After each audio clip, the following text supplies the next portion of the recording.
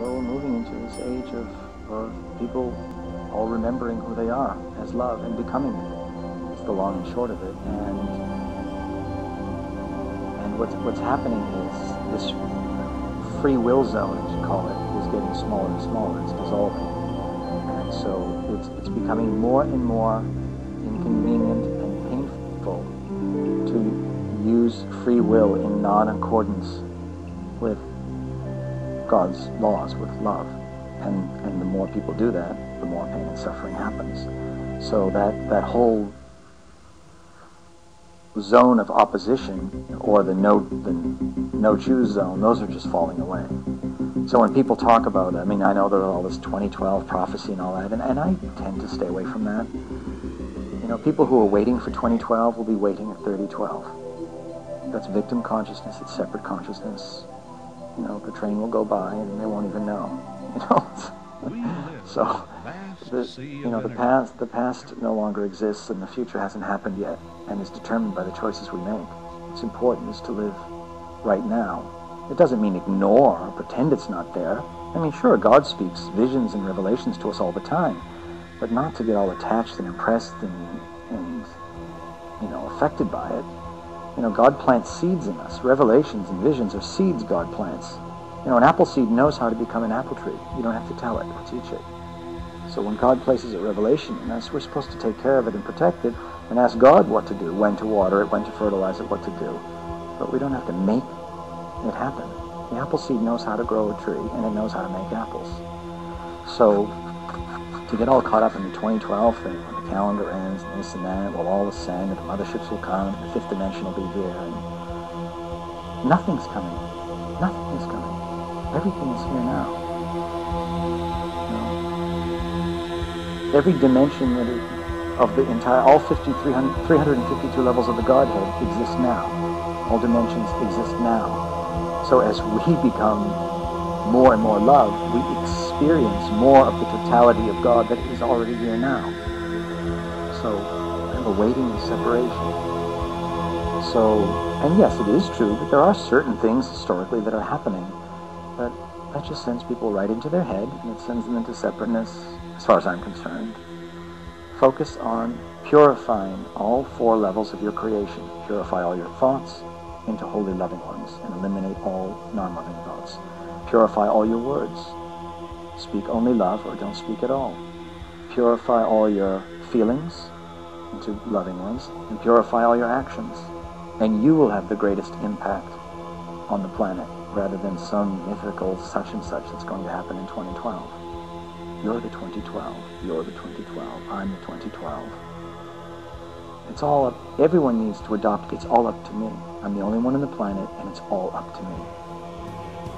Because if I throw a cigarette butt, I don't smoke, but if I throw a cigarette butt on the other side of the planet, an oil tanker just crashed. If I scream or swear at a child, somewhere else, a woman's being raped. And I created the rape. I created that, and I created the rape, because we're all one. When I pick up trash, an oil spill was just averted. When I plant a fruit tree, 3,000 children were just fed by a care drop of the Salvation Army, just fed 3,000 starving people in South Africa. I have to adopt that. It's all up to me. The power of one. Gandhi proved it, Jesus proved it, Mother Teresa proved it, and countless others have proved it. That's what's important. That was coming in 2012. So, and the easy thing to say is watch and see. But look at all the people who are waiting at Y2K, 2000, huddled in fear, and it doesn't mean nothing's happening, but I think it doesn't take a rocket scientist to see what's happening. You just open the window shade. Everyone can see what the state of affairs is out there. But then again, I can see those things, and I understand them, but that's not the world that I live in. That's not what I define as my reality. My reality is love, and I accept that and love that, because everyone has his and her journey, so people have to experience that. They haven't finished that. I'd be a hypocrite to judge or deprive someone of his or her experience, because I went through years of being depressed and angry and feeling separate and longing for this or that, or trying to prove that I'm right, and all the same things other people go through. So it's hypocritical to get up on the high horse and be all high and mighty and say, that's wrong, you shouldn't do that, and this and that. I can say it was healthy and wholesome. People need to make choices for themselves. The truth is everyone awakens in his and her own due time. And the truth is that you asked about understanding and integrating how do you live with the suffering.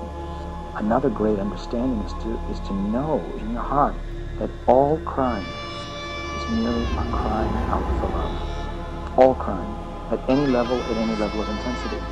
Because we are made, they say you need air, food, and water to sustain earthly life, but that's only your ephemeral, corporeal form. The only element necessary to sustain eternal life is love. We're made of love, spun from love, created in love's image, to know love, be love, serve love, create love. And the only food our soul needs is love. Therefore, when we're deprived of it, by being abused, criticized, beaten, abandoned when we're little, and judged by parents, siblings, teachers, friends, the world, circumstance, society, we get starved and we become diseased, ill at ease with different parts of ourselves in the world. But we're still hungry for love. So the less we had, the more we need, and the more hungry we are, and therefore the more vehement and violent is our reaching out for it. And couple that with the fact that people only know how to ask for love based on how they were loved as a child, as children. So you have two principles that determine all the circumstance that happens in the world. One, that we need love to survive. And if we're deprived of it, we get very, very ill. The mind gets ill and we become angry and do evil things and hateful things. And we only know how to ask for it based on how we were given it or not given it. So it's kind of like they work in hand. So if you're deprived of it or given it conditionally and through horrific means, you're going to need more of it and only ask for it through those means. And you understand that, you give compassion for the quote criminal. Understanding, forgiveness, mercy, patience, tolerance, and you can send love to that one who loves you. Even if you never meet that one in your TV, if you see them, I love you. Love you. Love your oppressors. Love your tormentors. They're your greatest teachers. They're your greatest gifts. Bless everyone and everything all the time. Good, bad, the ugly. The beautiful, wondrous. That's transcendence. That's liberated consciousness. Only love is real. You live in that. But you still have compassion and understanding.